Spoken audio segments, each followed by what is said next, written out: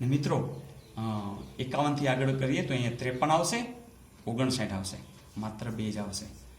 61 આવશે, 67 આવશે, માત્ર 2 જ આવશે. 71, 73 ને 79 3 આવશે. ફરી પાછા 83 અને 89 માત્ર 2 જ આવશે. અને 91 થી 100 વચ્ચે તો માત્ર 1 જ આવશે.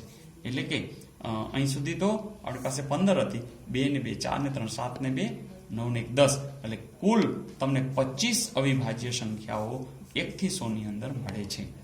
તો મિત્રો મજા આવી, પણ હા તમે ખાસ આ પ્રેક્ટિસ કરી લેજો. 2 3 5 7 11 13 17 19 23 29 31 37 41 43 49 53 59 60 61 73 73 89 83 89 ને 97.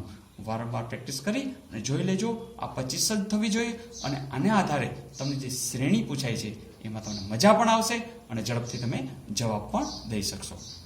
ઓકે.